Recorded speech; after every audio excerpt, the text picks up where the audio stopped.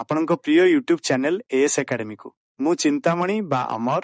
ଆଜି ଆମେ ଆଲୋଚନା କରିବାକୁ ଯାଉଛୁ ଦ୍ୱିତୀୟ ବର୍ଷ ବୋର୍ଡ ପରୀକ୍ଷା ପାଇଁ ଇକୋନୋମିକ୍ସର ସବୁଠାରୁ ଗୁରୁତ୍ୱପୂର୍ଣ୍ଣ ସିଲେକ୍ଟିଭ ପ୍ରଶ୍ନୋତ୍ତର। ଯଦି ଆପଣ ବି ଚାହୁଁଛନ୍ତି ଏଥର ପରୀକ୍ଷାରେ 90ରୁ ଅଧିକ ମାର୍କ ରଖିବାକୁ, ତେବେ ଏହି ଭିଡିଓଟିକୁ ଶେଷ ପର୍ଯ୍ୟନ୍ତ ନିଶ୍ଚୟ ଦେଖନ୍ତୁ, କାରଣ ଆଜିର ଏହି ସିଲେକ୍ଟିଭ ଏମସିକ୍ୟୁ ଏବଂ ଲଙ୍ଗ କ୍ୱେଶ୍ଚନ୍ସ ଗୁଡ଼ିକ ଆପଣଙ୍କ ପରୀକ୍ଷାରେ ନିଶ୍ଚୟ ଆସିବ। ତେବେ ଡେରି ନକରି ଚାଲନ୍ତୁ ଆରମ୍ଭ କରିବା ଆଜିର ଏହି ଖାସ୍ ଭିଡିଓ।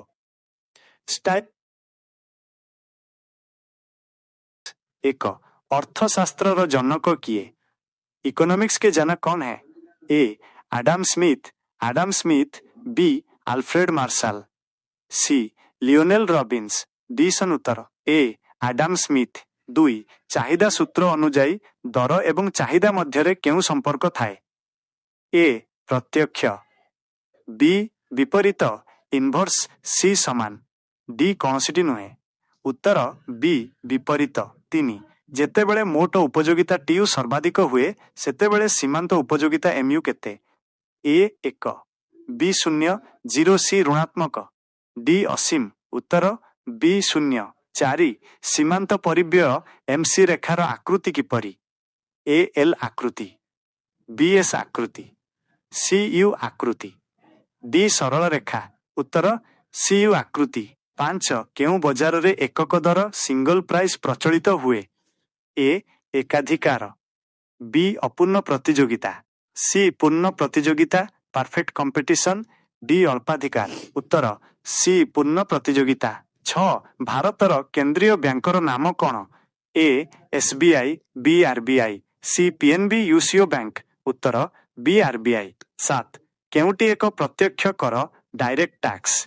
ए. GST, B. बिक्री कर, सी. आयकर इनकम टैक्स, डी. सीमा शुल्क। उत्तर सी. आयकर। 8. वेल्थ ऑफ नेशंस पुस्तकटी केबे प्रकाशित होइथिला? ए. 1750, बी. 1776, सी. 1890, डी. 1936। उत्तर बी. 1776। 9. अभाव पूरण करिवार शक्ति को कौन कुहा जाए? ए. संपद, बी. उपयोगिता यूटिलिटी, सी. मूल्य, डी. दर। उत्तर बी. उपयोगिता। 10. स्वल्पकालीन उत्पादन फलन केउं नियम सह संपृक्त? ए. परिवर्तनीय अनुपात नियम, बी. चाहिदा नियम, सी. जोगाण नियम, डी. साधन प्रतिफल नियम। उत्तर ए. परिवर्तनीय अनुपात नियम। 11. गेफेन द्रव्य गिफेन गुड्स क्षेत्र रे चाहिदा रेखा किपरि होइथाए? ए. निम्नगामी, बी. ऊर्ध्वगामी, सी. भूसमांतर, डी. उल्लंब। उत्तर बी. ऊर्ध्वगामी। 12. मोट स्थिर परिव्यय टीएफसी रेखा किपरि होइथाए? ए. भूसमांतर हॉरिजॉन्टल, बी. उल्लंब, सी. ऊर्ध्वगामी, डी. निम्नगामी। उत्तर ए. भूसमांतर। 13. बजेट केते प्रकारर? ए. 2, बी. 3, सी. 4, डी. 5। उत्तर हेबे बी. 3। 14. समष्टि अर्थशास्त्र मैक्रो इकोनॉमिक्स काहाकु अध्ययन करे? ए. व्यक्तिगत फार्म, बी. सामग्रिक अर्थव्यवस्था, सी. गोटिए बजार, डी. जणे उपभोक्ता। उत्तर बी. सामग्रिक अर्थव्यवस्था। 15. मुद्रार प्रधान कार्य केउटी? ए. विनिमयर माध्यम, बी. सामाजिक सेवा, सी. दान करिबा, डी. कौनसिटी नुहे। उत्तर ए. विनिमयर माध्यम। 16. साधारणतः जोगाण रेखा सप्लाई कर्व किपरि होइथाए? ए. निम्नगामी, बी. ऊर्ध्वगामी, सी. भूसमांतर, डी. उल्लंब। उत्तर बी. ऊर्ध्वगामी। 17. केउटी पुंजीर एक वैशिष्ट्य? ए. प्रकृतिर अवदान, बी. मनुष्यकृत साधन, सी. अबिनस्वर, डी. मागणा दान। उत्तर बी. मनुष्यकृत साधन। 18. समसीमांत उपयोगिता नियम को कौन कुहा जाए? ए. चाहिदा नियम, बी. प्रतिस्थापन नियम, सी. जोगाण नियम, डी. वृद्धि नियम। उत्तर बी. प्रतिस्थापन नियम। 19. केउं बजार रे विक्रय परिव्यय सेलिंग कॉस्ट देखा जाए? ए. पूर्ण प्रतियोगिता, बी. एकाधिकारी प्रतियोगिता, सी. एकाधिकार, डी. शुद्ध प्रतियोगिता। उत्तर बी. एकाधिकारी प्रतियोगिता। 20. वाणिज्यिक बैंक गुड़िकर मुख्य लक्ष्य कौन? ए. सेवा, बी. लाभ अर्जन, सी. नोट छापिबा, ଡି ସରକାର ଚଳାଇବା। ଉତ୍ତର ବି ଲାଭ ଅର୍ଜନ। 21 ଭାରତର ଆର୍ଥିକ ବର୍ଷ କେବେ ଆରମ୍ଭ ହୁଏ? ଏ ଜାନୁଆରୀ 1, ବି ଏପ୍ରିଲ 1, ସି ଜୁଲାଇ 1, ଡି ଅକ୍ଟୋବର 1। ଉତ୍ତର ବି ଏପ୍ରିଲ 1। 22 ଉତ୍ପାଦନ କହିଲେ କ'ଣ ବୁଝାଏ? ଏ ବସ୍ତୁର ସୃଷ୍ଟି, ବି ଉପଯୋଗିତାର ସୃଷ୍ଟି, ସି ବସ୍ତୁର ବିନାଶ, ଡି କେବଳ ଚାଷ। ଉତ୍ତର ବି ଉପଯୋଗିତାର ସୃଷ୍ଟି। 23 ସ୍ଥିର ପରିବ୍ୟୟର ଏକ ଉଦାହରଣ ଦିଅ। ଏ କଞ୍ଚାମାଲ ଖର୍ଚ୍ଚ, ବି କୋଠା ଭଡ଼ା, ସି ଶ୍ରମିକଙ୍କ ମଜୁରୀ, ଡି ବିଦ୍ୟୁତ୍ ବିଲ୍। ଉତ୍ତର ବି କୋଠା ଭଡ଼ା। 24 ସୀମାନ୍ତ ଆୟ ଏମ୍ଆର୍ କହିଲେ କ'ଣ ବୁଝାଏ? ଏ ମୋଟ ଆୟ, ବି ଏକ ଅତିରିକ୍ତ ଏକକ ବିକ୍ରିରୁ ମିଳୁଥିବା ଆୟ, ସି ସରକାରଙ୍କ ଆୟ, ଡି ବାର୍ଷିକ ଆୟ। ଉତ୍ତର ବି ଏକ ଅତିରିକ୍ତ ଏକକ ବିକ୍ରିରୁ ମିଳୁଥିବା ଆୟ। 25 ମାନବିକ ଅଭାବ କିପରି?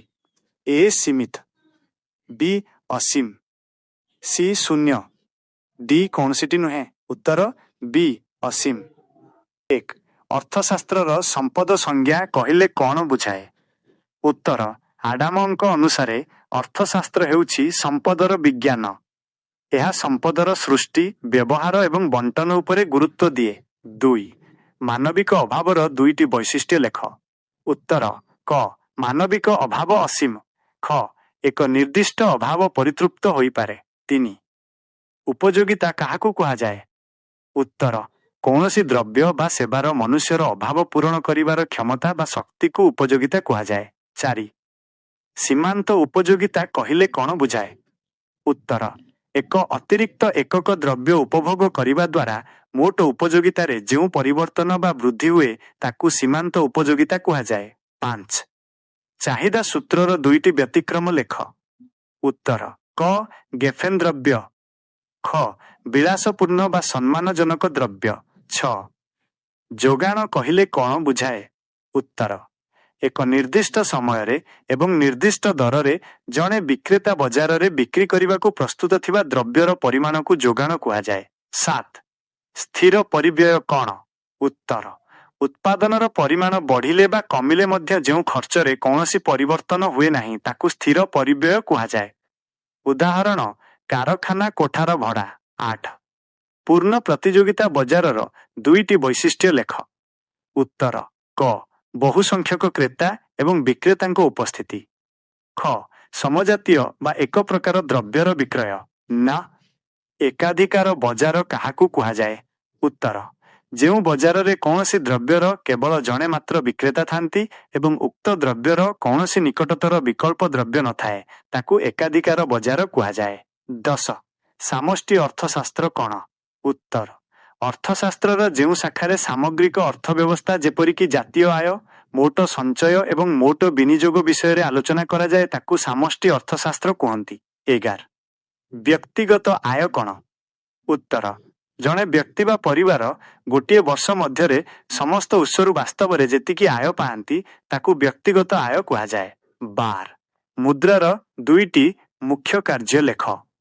ଉତ୍ତର କ ବିନିମୟର ମାଧ୍ୟମ, ଖ ମୂଲ୍ୟର ପରିମାପକ ବା ମାପକାଠି। 13 ସମତୁଲ ବଜେଟ୍ କହିଲେ କ'ଣ ବୁଝାଏ? ଉତ୍ତର ଯଦି ସରକାରଙ୍କର ଗୋଟିଏ ଆର୍ଥିକ ବର୍ଷର ଆନୁମାନିକ ଆୟ ଏବଂ ଆନୁମାନିକ ବ୍ୟୟ ପରସ୍ପର ସମାନ ହୁଏ ତେବେ ତାକୁ ସମତୁଲ ବଜେଟ୍ କୁହାଯାଏ। 14 ପ୍ରତ୍ୟକ୍ଷ କର କହିଲେ କ'ଣ ବୁଝାଏ? ଉତ୍ତର ଯେଉଁ ଟିକସର ଚରମ ଆର୍ଥିକ ଭାର ସେହି ବ୍ୟକ୍ତିଙ୍କୁ ବହନ କରିବାକୁ ପଡ଼େ ଯାହାଙ୍କ ଉପରେ ଏହା ଧାର୍ଯ୍ୟ କରାଯାଇଥାଏ ତାକୁ ପ୍ରତ୍ୟକ୍ଷ କର କୁହାଯାଏ।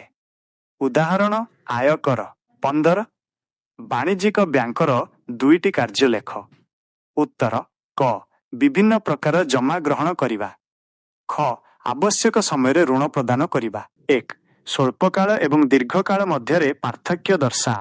ଉତ୍ତର ସ୍ୱଳ୍ପକାଳରେ ଉତ୍ପାଦନର କିଛି ସାଧନ ସ୍ଥିର ରହେ ଯେପରିକି ଯନ୍ତ୍ରପାତି ଏବଂ କିଛି ପରିବର୍ତ୍ତନଶୀଳ ହୁଏ, କିନ୍ତୁ ଦୀର୍ଘକାଳରେ ଉତ୍ପାଦନର ସମସ୍ତ ସାଧନ ପରିବର୍ତ୍ତନଶୀଳ ହୋଇଥାଏ। 2 ଚାହିଦା ସଂକୋଚନ ଏବଂ ଚାହିଦା ହ୍ରାସ ମଧ୍ୟରେ ପାର୍ଥକ୍ୟ କ'ଣ? ଉତ୍ତର କେବଳ ଦର ବୃଦ୍ଧି ଯୋଗୁଁ ଯଦି ଚାହିଦା କମିଯାଏ ତାକୁ ଚାହିଦା ସଂକୋଚନ କୁହାଯାଏ, କିନ୍ତୁ ଦର ସ୍ଥିର ଥାଇ ଅନ୍ୟ କାରଣ ଯେପରିକି ଆୟ କମିବା ଯୋଗୁଁ ଚାହିଦା କମିଲେ ତାକୁ ଚାହିଦା ହ୍ରାସ କୁହାଯାଏ। 3 ଗେଫେନ୍ ଦ୍ରବ୍ୟ ଗିଫେନ୍ ଗୁଡ୍ସ କହିଲେ କ'ଣ ବୁଝାଏ? ଉତ୍ତର, ଏହା ଏକ ପ୍ରକାରର ନିକୃଷ୍ଟ ଦ୍ରବ୍ୟ ଯାହାର ଦର ବଢ଼ିଲେ ଚାହିଦା ମଧ୍ୟ ବଢ଼ିଥାଏ। ଏହା ଚାହିଦା ସୂତ୍ରର ଏକ ବ୍ୟତିକ୍ରମ। ଏହି କ୍ଷେତ୍ରରେ ଚାହିଦା ରେଖା ଊର୍ଦ୍ଧ୍ୱଗାମୀ ହୋଇଥାଏ। 4. ସୀମାନ୍ତ ଉପଯୋଗିତା ହ୍ରାସ ନିୟମର 2ଟି ଅନୁମିତି ଲେଖ। ଉତ୍ତର, କ. ଉପଭୋଗ କରାଯାଉଥିବା ଦ୍ରବ୍ୟର ସମସ୍ତ ଏକକ ସମଜାତୀୟ ହେବା ଆବଶ୍ୟକ। ଖ. ଉପଭୋଗ ପ୍ରକ୍ରିୟା ନିରନ୍ତର ବା କ୍ରମାଗତ ହେବା ଉଚିତ। 5. ସ୍ଥିର ପରିବ୍ୟୟ ଏବଂ ପରିବର୍ତ୍ତନଶୀଳ ପରିବ୍ୟୟ ମଧ୍ୟରେ ପାର୍ଥକ୍ୟ ଲେଖ। ଉତ୍ତର, ଉତ୍ପାଦନ ବଢ଼ିଲେ ବା କମିଲେ ଯେଉଁ ଖର୍ଚ୍ଚ ସମାନ ରହେ ତାକୁ ସ୍ଥିର ପରିବ୍ୟୟ କୁହାଯାଏ, ଯଥା ଭଡ଼ା।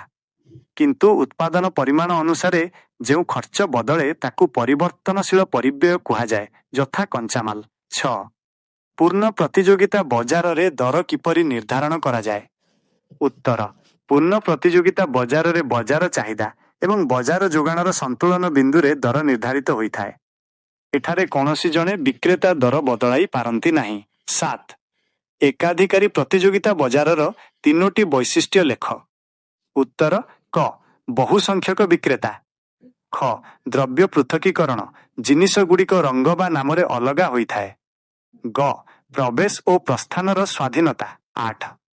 ମୁଦ୍ରାସ୍ଫୀତି ଇନଫ୍ଲେସନ କହିଲେ କ'ଣ ବୁଝାଏ? ଉତ୍ତର, ଯଦି ବଜାରରେ ସାଧାରଣ ଦର ସ୍ତର କ୍ରମାଗତ ଭାବେ ବୃଦ୍ଧି ପାଏ ଏବଂ ମୁଦ୍ରାର କ୍ରୟଶକ୍ତି କମିଯାଏ ତାକୁ ମୁଦ୍ରାସ୍ଫୀତି କୁହାଯାଏ। ଏହା ଅର୍ଥବ୍ୟବସ୍ଥା ଉପରେ ପ୍ରଭାବ ପକାଏ ନା? ବାଣିଜ୍ୟିକ ବ୍ୟାଙ୍କ ଏବଂ କେନ୍ଦ୍ରୀୟ ବ୍ୟାଙ୍କ ମଧ୍ୟରେ ପାର୍ଥକ୍ୟ ଲେଖ। ଉତ୍ତର, କେନ୍ଦ୍ରୀୟ ବ୍ୟାଙ୍କ RBI ଦେଶର ବ୍ୟାଙ୍କିଂ ବ୍ୟବସ୍ଥାକୁ ନିୟନ୍ତ୍ରଣ କରେ ଏବଂ ନୋଟ୍ ଛାପେ। କିନ୍ତୁ ବାଣିଜ୍ୟିକ ବ୍ୟାଙ୍କ ଲାଭ ପାଇଁ ଜନସାଧାରଣଙ୍କ ଜମା ଗ୍ରହଣ କରେ ଓ ଋଣ ଦିଏ। 10. ପ୍ରତ୍ୟକ୍ଷ କର ଏବଂ ପରୋକ୍ଷ କର ମଧ୍ୟରେ ପାର୍ଥକ୍ୟ ଦର୍ଶା। ଉତ୍ତର, ପ୍ରତ୍ୟକ୍ଷ କର ଯେଉଁ ବ୍ୟକ୍ତିଙ୍କ ଉପରେ ଲାଗେ ସିଏ ନିଜେ ପୈଠ କରନ୍ତି, ଯଥା ଆୟକର। କିନ୍ତୁ ପରୋକ୍ଷ କର ଅନ୍ୟ ଉପରକୁ ସ୍ଥାନାନ୍ତର କରାଯାଇପାରେ, ଯଥା GST। 11. ନିଅଣ୍ଟିଆ ବଜେଟ୍ କହିଲେ କ'ଣ ବୁଝାଏ? ଉତ୍ତର, ଯଦି ଏକ ଆର୍ଥିକ ବର୍ଷରେ ସରକାରଙ୍କର ଆନୁମାନିକ ଆୟ ଅପେକ୍ଷା ଆନୁମାନିକ ବ୍ୟୟ ବା ଖର୍ଚ୍ଚ ଅଧିକ ହୁଏ ତାକୁ ନିଅଣ୍ଟିଆ ବଜେଟ୍ କୁହାଯାଏ। ବିକାଶଶୀଳ ଦେଶ ପାଇଁ ଏହା ଉପଯୋଗୀ। 12. ଜାତୀୟ ଆୟ ନ୍ୟାସନାଲ ଇନକମର ସଂଜ୍ଞା ଦିଅ। ଉତ୍ତର, ଏକ ନିର୍ଦ୍ଦିଷ୍ଟ ବର୍ଷ ମଧ୍ୟରେ ଦେଶରେ ଉତ୍ପାଦିତ ହେଉଥିବା ସମସ୍ତ ଚୂଡ଼ାନ୍ତ ଦ୍ରବ୍ୟ ଏବଂ ସେବାର ମୋଟ ମୁଦ୍ରାଗତ ମୂଲ୍ୟକୁ ଜାତୀୟ ଆୟ କୁହାଯାଏ। 13. ହାରାହାରି ପରିବ୍ୟୟ AC ଏବଂ ସୀମାନ୍ତ ପରିବ୍ୟୟ MCର ସମ୍ପର୍କ ଲେଖ। ଉତ୍ତର, ଯେତେବେଳେ AC କମେ MC ମଧ୍ୟ କମେ। ଯେତେବେଳେ AC ସର୍ବନିମ୍ନ ହୁଏ ସେତେବେଳେ MC ଏହାକୁ ଛେଦ କରେ। ଶେଷରେ ଯେତେବେଳେ AC ବଢ଼େ MC ମଧ୍ୟ AC ଠାରୁ ଅଧିକ ହୁଏ। 14. ଯୋଗାଣ ନିୟମର 3ଟି ଅନୁମିତି ଲେଖ। ଉତ୍ତର, କ. ଉତ୍ପାଦନର ସାଧନ ମୂଲ୍ୟ ସ୍ଥିର ରହିବା ଉଚିତ। ଖ. ଉତ୍ପାଦନ ପ୍ରଣାଳୀରେ କୌଣସି ପରିବର୍ତ୍ତନ ହେବ ନାହିଁ। ଗ. କ୍ରେତା ଓ ବିକ୍ରେତାଙ୍କ ରୁଚି ଓ ପସନ୍ଦ ସ୍ଥିର ରହିବ। 15. ମୁଦ୍ରାର କାର୍ଯ୍ୟାବଳୀକୁ କିପରି ଶ୍ରେଣୀଭୁକ୍ତ କରାଯାଏ? ଉତ୍ତର, ମୁଦ୍ରାର କାର୍ଯ୍ୟକୁ ମୁଖ୍ୟତଃ 3 ଭାଗରେ ବିଭକ୍ତ କରାଯାଏ। କ. ପ୍ରାଥମିକ କାର୍ଯ୍ୟ, ଖ. ମାଧ୍ୟମିକ କାର୍ଯ୍ୟ ଏବଂ ଗ. ଆକସ୍ମିକ କାର୍ଯ୍ୟ।